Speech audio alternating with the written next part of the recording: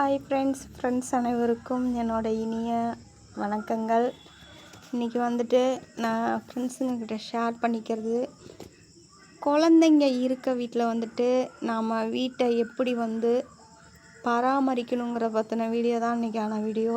நம்ம வீடியோக்குள்ளே வந்துடலாம், சரிங்களா?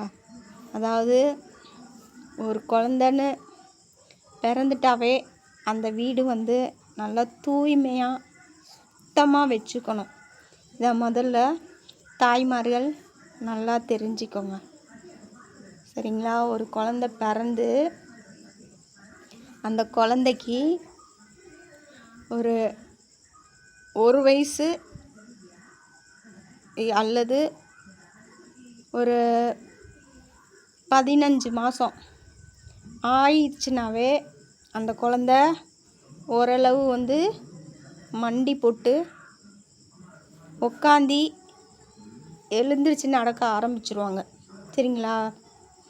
அப்படி இருக்கப்ப அந்த ஸ்டேஜில், அதாவது மண்டி போட்டு எழுந்திரிச்சு நடக்க ட்ரை பண்ணுற டயத்தில் நாம் வீட்டை சுத்தமாக வச்சுக்கணும். தேவையில்லாத பொருளை நாம் தரையில் போட்டு வைக்கக்கூடாது.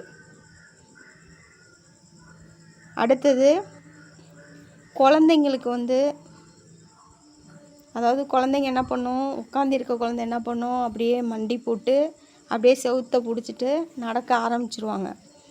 அப்படி இருக்க ஸ்டேஜில் நம்ம குழந்த செவுத்தை பிடிச்சிட்டு நடக்க ஆரம்பிக்கிற ஸ்டேஜில் இருக்கப்ப நம்ம குழந்த பிடிச்சி இழுத்து கீழே தள்ளி விடுற அளவுக்கு வீட்டில் பொருளெல்லாம் கீழே வைக்கக்கூடாது. முடிஞ்ச வரைக்கும் கொஞ்சம் குழந்த பிடிச்சி இழுக்காத அளவுக்கு கொஞ்சம் உயரமான இடத்துல பொருளெல்லாம் முதல்ல தாய்மார்கள் வைக்கணும். இது மெயினான விஷயம். ஒரு குழந்த குப்பிளிச்சு உட்கார ஆரம்பிச்சிரும், மண்டி போட ஆரம்பிச்சிருச்சுனாவே மெயினாக வீட்டை சுத்தமாக வச்சுக்கணும். வீட்டை அடிக்கடி நல்லா கூட்டி சுத்தம் பண்ணணும். அது மாதிரி வீட்டை அடிக்கடி கழுவி சுத்தமாக தரையெல்லாம் சுத்தமாக வச்சுக்கணும். தேவையில்லாத பொருளை தரையில் போடக்கூடாது. எதுக்கு நான் சொல்கிறேன்னா, ஒரு குழந்த கையில் எது கிடைச்சாலும் எடுத்து வாயில் போடுவாங்க, அந்த ஸ்டேஜ். அடுத்து தரையில் கையை வச்சுட்டு டக்குன்னு எடுத்து குழந்த வாயில் கை வைப்பாங்க. அப்படி வைக்கிறனால என்ன ஆகும், நம்ம குழந்தைக்கு நோய் தொற்று ஏற்படும். அப்போ நோய் தொற்று ஏற்படாமல் இருக்கணும்னா நம்ம என்ன பண்ணணும், தரையெல்லாம் சுத்தமாக வச்சுக்கணும். அடிக்கடி வீட்டை, இப்போ டைல்ஸாக இருந்தால் அடிக்கடி வீட்டை டெட்டால் போட்டு துடைக்கணும். இதே சிமெண்ட்டு தரையாக இருந்துச்சுன்னா அடிக்கடி வீட்டெல்லாம் கழுகி விட்டு சுத்தமாக வச்சுக்கணும். நான் நிறைய குழந்தைங்க இருக்க வீட்டில் நான் போய் பார்த்துருக்கேன். அது வீடு பார்த்தோம்னாவே அப்படியே கலாமுலான்னு தான் கிடக்கும். ஒரு பக்கம் பார்த்தா துணி கிடக்கும், ஒரு பக்கம் பார்த்தா ஒரு காய்கறியெல்லாம் அரிஞ்சு போட்ட அந்த டஸ்ட்டு இது கிடக்கும், ஒரு பக்கம் பார்த்தா தேவையில்லாத என்னென்ன பொருள் வீட்டில் தரையில் போடக்கூடாதோ அவ்வளவும் தரையில் போட்டு வீடு பார்க்கவே கன்றாவியாக இருக்கும். குழந்தைங்கன்னு வீட்டில் இருந்துட்டாவே அந்த வீட்டை நம்ம சுத்தமாக வச்சுக்கணும். அதே மாதிரி மண்டி போட்டுக்கிட்டு நவுந்துக்கிட்டு அலையிற குழந்தைங்களாம் அப்படியே இருந்த இடத்துலையே அப்படியே உச்சா போவாங்க, கக்கா போவாங்க, அது தரையிலே போவாங்க. அந்த மாதிரி போனாங்கன்னா உடனே அந்த இடத்த சுத்தம் பண்ணிடணும். சும்மா அந்த சாக்கை போட்டுறது, இந்த மேட்டு போடுறது, இதெல்லாம் தவறான விஷயம். நம்ம மேட்டு போட்டு சாக்கு போட்டு இது பண்ணாலும் அந்த யூரின் போன அந்த யூரினோட கிருமி தரையில் கண்டிப்பாக இருக்கும். உடனே சாக்கில் போட்டு அது சாக்கு உறிஞ்சிடும், எடுத்து சாக்கை தூக்கி வெளியே போட்டுருவாங்க. அந்த கரை, அதில் இருக்க கிருமி எல்லாம் அப்படியே தரையில் இருக்கும். உடனே அது மேலே போய் திரும்ப குழந்த கையை வச்சுட்டு இப்படி பெராண்டிட்டு திரும்ப என்ன பண்ணும், எடுத்து வாயில் வைக்கும். அதனால் வந்து குழந்தைக்கு வந்து நோய் தொற்று ஏற்படுறதுக்கு வாய்ப்பு இருக்குது. அப்போ குழந்தைங்க இருக்க வீட்டை வந்து எப்போவுமே நாம் சுத்தமாக வச்சுக்கணும். குழந்தைங்க பிடிச்சி இழுத்து கீழே தள்ளுற அளவுக்கு பொருளை வந்து வைக்கக்கூடாது. குழந்தைங்க வந்து இழுக்காத அளவுக்கு பொருளை வந்துட்டு கொஞ்சம் உயரமாக வைக்கணும். வீட்டெல்லாம் நல்லா சுத்தமாக வச்சுக்கணும். அடுத்து வந்துட்டு நான் இப்போ சொன்னது வீட்டை மட்டும்தான். மெயினான விஷயம் என்னன்னு பார்த்தோம்னா, குழந்தைங்கள வந்து சுத்தமாக வச்சுக்கணும். இதை முதல்ல நல்லா தெரிஞ்சுக்கோங்க, சரிங்களா? கக்கா போனாங்கன்னா கக்கா போய் முடிச்ச அடுத்த செகண்ட் என்ன பண்ணணும், குழந்தைக்கு போய் கழுகி விட்டுறணும். அதே மாதிரி குழந்தைக்கு கையில் நகமெல்லாம் இருந்துச்சுன்னா நகத்தை பார்த்து வாரம் வாரம் வெட்டி விட்டுறணும். எதுக்கு வந்து நான் சொல்கிறேன்னா, குழந்தைங்க வந்து நகம் வளர்ந்துச்சுன்னா குழந்தைங்க கண்ட இடத்துல கை வச்சு இப்படி பெறாண்டிகிட்ருக்கோம். அப்போ இந்த நகத்துக்கு இடையில என்ன ஆகும், அழுக்கு போய் ஒட்டிக்கும். குழந்தைன்னா சும்மா இருக்குமா, அங்கே கை வைக்கும், இங்கே கை வைக்கும். அடுத்து மெயினாக கை வைக்க வேண்டிய இடம் வாய்க்குள்ளே என்ன பண்ணும், கை வைக்கும். அப்போ அந்த அழுக்கு பூரா போச்சுன்னா நம்ம குழந்தைக்கு தானே நோய் தொற்று ஏற்படும். அப்போ என்ன பண்ணும், வாரம் நகத்தை வெட்டி விட்டுறணும். குழந்தைங்கள நல்லா சுத்தமாக குளிப்பாட்டி நல்ல சுத்தமான உடை வந்து குழந்தைங்களுக்கு உடுத்தி விடணும். நிறைய பேர் என்ன பண்ணுவாங்க, குழந்தனாவே அடிக்கடி உச்சா போவாங்க, அடிக்கடி கக்கா போவாங்க, சரிங்களா? அப்போது உச்சா போனாலும் ஜட்டியை மாற்றி விடணும். அது கக்கா போனால் சொல்ல தேவையில்லை. மெயினாக உச்சா போனால் ஜட்டியெல்லாம் மாற்றி விட்டுறணும். ஆனால் நிறைய பேர் என்ன பண்ணுறாங்க, நிறைய தாய்மார்கள் ஜட்டியை வந்து துவைக்கிறதுக்கு மலைச்சிக்கிட்டு என்ன பண்ணிடுறாங்க, அதே ஜட்டியே போட்டு விட்டுறாங்க. இல்லைன்னா ஜட்டியே போடாமல் குழந்தைய விட்டுடுறாங்க. இது தவறான விஷயம். அதுக்கான காரணத்தையும் நான் வந்து சொல்லிடுறேன். தவறான விஷயம்னா அதனால என்ன வருங்கிறதையும் உங்கள்கிட்ட நான் வந்து சொல்லிடுறேன். குழந்தை வந்து ஜட்டி இல்லாமல், நம்ம வீடுன்னு இல்லை, குழந்தை எனி டைம் வீட்டிலே இருக்காது. வெளியிலேயும் கொஞ்சம் மண்டி போட்டுட்டு அலையிருப்பாங்க. வீட்டில் வாசல் இருக்கும், வாசலுக்கும் போவோம். அப்போ ஜட்டி இல்லாமல் போனாங்கன்னா என்ன பண்ணுவோம், பின்னாடி மோஷன் போகக்கூடிய இடத்துல ஏதோ ஒரு பூச்சோ ஒரு எறும்போ ஏதோ ஒன்று மோஷன் போகிற இடத்துல நுழைஞ்சி கடித்து அதனால் குழந்தைக்கு ஏதாவது பாதிப்பு ஏற்பட்டு அடுத்து குழந்தை வந்து அழுக ஆரம்பிச்சிடும். அதே மாதிரி பொம்பளை பிள்ளையாக இருந்தாலும் சரி, பையனாக இருந்தாலும் சரி, 2 பேர்த்துக்குமே ஒரே இது தான், சரிங்களா? அதேமாதிரி யூரின் போகிற உறுப்பு பக்கம் ஓப்பனாக அந்த தரையில் போட்டு உரசிட்டு இருக்கையில் என்னாகும், அந்த தரை வந்து சுத்தம் இல்லாமல் இருந்துச்சுன்னா அது வழியாக வந்து ஏதோ ஒரு கிருமி வந்து அந்த யூரின் போகிற இடத்து உள்ளே வந்து போகிறதுக்கு வாய்ப்பு இருக்குது. அதனால் அரிப்பு ஏற்பட்டு குழந்தைக்கு வந்து இன்ஃபெக்ஷன் பாதிப்பு ஏற்படுறதுக்கு வாய்ப்பு இருக்குது. ஜட்டி போடாமல் இருந்தால் இந்த மாதிரி ஒரு சில பாதிப்புகள் குழந்தைக்கு கண்டிப்பாக வரும். அப்போ நம்ம என்ன பண்ணணும், குழந்தைக்கு எப்போவுமே ஜட்டி போட்டு விடணும். அடுத்து இன்னொரு விஷயம் என்னன்னா, குழந்த வந்து டெய்லியும் குழந்தைங்கள வந்து கக்கா இருக்க வச்சு மெயினாக பழக்கி விடணும்,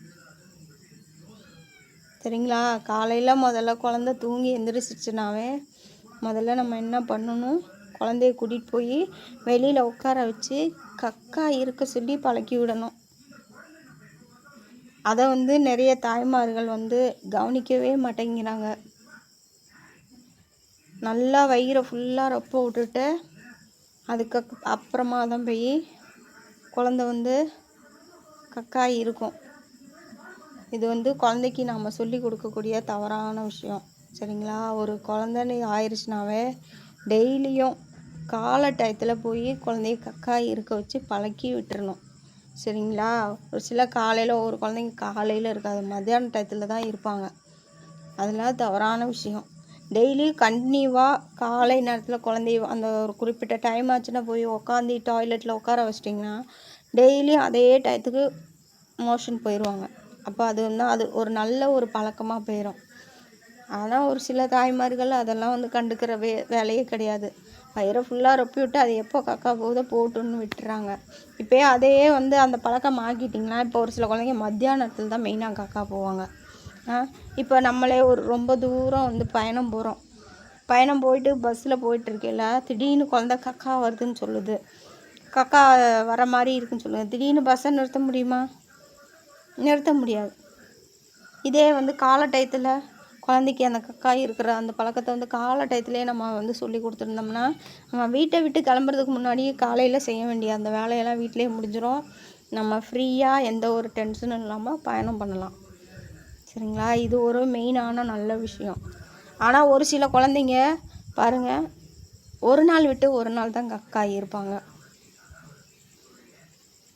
இது வந்து குழந்தையோட வயிற்றுக்கு வந்து ரொம்ப கெடுதல். நல்லா தாய்மார்கள் நல்லா தெரிஞ்சுக்கோங்க. ஒரு குழந்தைன்னு இருந்தால் டெய்லியும் கக்கா போகணும், அதை கவனிக்கணும். ஒரு நாள் விட்டு ஒரு நாள் கக்கா போச்சுன்னா உடனே போயிட்டு என்ன பண்ணணும், டாக்டரை பார்க்கணும். ஒரு நாள் விட்டு ஒரு நாள் கக்கா போகுது என்னன்னு தெரில அப்படின்னு பார்க்கணும். பார்த்து டெய்லியும் கக்கா போகிற மாதிரி அதுக்கு தகுந்த மாதிரி ட்ரீட்மெண்ட் பண்ணி டெய்லியும் கக்கா இருக்க வைக்கணும். இப்போ ஒரு நாள் விட்டு ஒரு நாள் கக்கா குழந்த போச்சுன்னா வயிறில் பாதிப்பு வந்து குழந்தைக்கு ஏதாவது பாதிப்பு ஆயிரும். இதை முதல்ல நல்லா தெரிஞ்சுக்கோங்க. அதே மாதிரி பிஸ்கெட்டு பால்லாம் வந்து அதிகமாக கொடுக்கக்கூடாது. குழந்தைங்க வந்து கக்கா போகிறப்ப நல்லா இருவலாக போவாங்க. அப்போது முக்கி குழந்தைக்கு அதன் மூலிமா வந்து ஏதாவது ஒரு பாதிப்புகள் ஏற்படும்.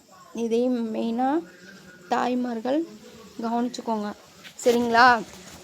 சளியெல்லாம் பிடிச்சிச்சின்னா குழந்தைக்கு வந்து ஒரு கர்ச்சீஃப் வச்சு மூக்கெல்லாம் நல்லா தொடச்சி விடுங்க. நிறைய பெற்றோர்கள் என்ன பண்ணுவாங்க, குழந்தை தானே அது மூக்கு ஒழுவிட்டு ஒவ்வொரு குழந்தைங்கள வந்து பார்க்கறதுக்கே சலிக்காதுங்க. அப்படி மூக்கை ஒழுவிக்கிட்டு ஒரு ஜட்டி போடாமல் ஒன்றும் போடாமல் ஒவ்வொரு குழந்தைங்கள பார்க்க முடியாது, பார்த்து இது பண்ண முடியாது. அந்த மாதிரி அது குழந்தை தானே, குழந்தை அப்படி தான் இருக்கும் அப்படின்னு ஒரு சில தாய்மார்கள் வந்து அலட்சியமாக பண்ணுறவங்க நிறைய தாய்மார்கள் இருக்காங்க. அது தவறான விஷயங்க. என்னையை பொறுத்த வரைக்கும் தவறான விஷயம். மெயினாக ஒரு குழந்தைய தான் வந்துட்டு நாம் தூய்மையாக வச்சுக்கணும். இதை முதல்ல நல்லா தெரிஞ்சுக்கோங்க. குழந்தை தானே எப்படியோ இருந்துட்டு போகுது அப்படின்னு வந்து தாய்மார்கள் அலட்சியமாக இருக்கக்கூடாது. அந்த மாதிரி குழந்தைங்கள தான் நம்ம ரொம்ப கவனமாக பார்த்துக்கணும். சரிங்களா? அந்த குறிப்பிட்ட வயசில் அந்த குழந்தைக்கு எந்த ஒரு நோய் தொற்றும் வராமல், சின்ன வயசுலேருந்தே நோய் தொற்று வராமல் வளர்த்தோம்னா தான் அந்த குழந்தைக்கு வளர வளர எந்த உடல் ரீதியாக வந்துட்டு எந்த பாதிப்பும் வராமல் அந்த குழந்தைய ஒரு நல்ல ரீதியில் வந்து நம்ம வளர்த்து ஆளாக்க முடியும். சின்ன பிள்ளையிலேயே பல பிரச்சனைகள் வந்து குழந்தைக்கு வந்து ஆஸ்பத்திரிக்கு அங்கே இங்கே தூக்கிட்டு அலையிறது நல்லா இருக்கா சொல்லுங்கள்? ஒரு குழந்தை வந்து ஒரு சாமி மாதிரி. சரிங்களா? அந்த நம்ம இப்போ நம்மளே வச்சுக்கோங்க, ஒரு சாமின்னு இருந்தால் என்ன பண்ணுறோம், அந்த சாமி டெய்லியும் குளிப்பாட்டுறோம், சாமிக்கு வேற புடவை மாற்றுறோம், சாமிக்கு சாப்பாடு கொடுக்குறோம், சாமிக்கு அலங்காரம் பண்ணுறோம், எவ்வளோ வேலைகள் பண்ணுறோம். அதே மாதிரி குழந்தையும் தெய்வமும் ஒன்றுன்னு சொல்லுவாங்க. அப்போ அந்த குழந்தைய ஒரு தெய்வமாக நம்ம நினச்சி அந்த குழந்தைக்கு நம்ம ஒரு அம்மாவாக இருந்து ஒரு நல்ல ஒரு சேவையை வந்து நாம் செய்யணும். சரிங்களா? ஒவ்வொரு வீட்டிலலாம் போய் பார்த்தோம்னா குழந்தை இருக்க வீட்டில் சகிக்காது. குழந்தை இருக்க வீடு இப்படி இருக்கான்னு நம்ம வந்து அப்படியே மூக்கில் கை வைப்போம்.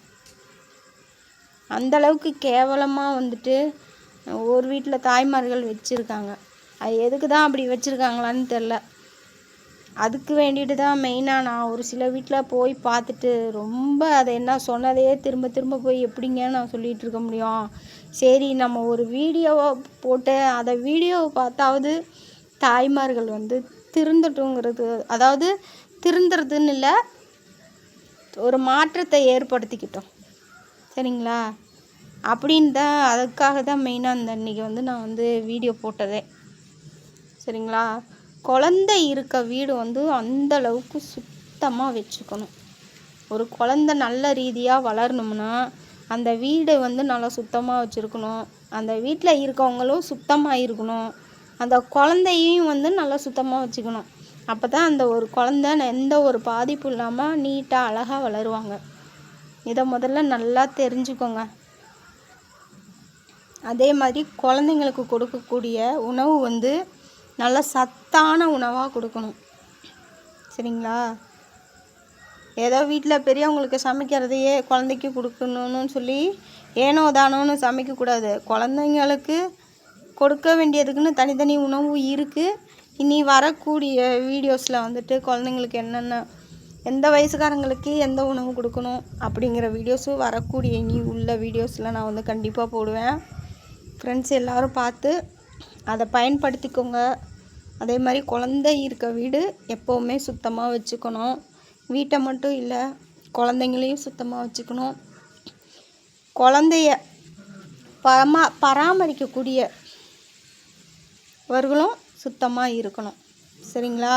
இதான் நான் வந்து இன்றைக்கி வந்து சுத்தத்திற்கான விளக்கம் வந்து உங்களுக்கு நான் எல்லாருக்கும் தெளிவாக சொல்லியிருக்கேன்.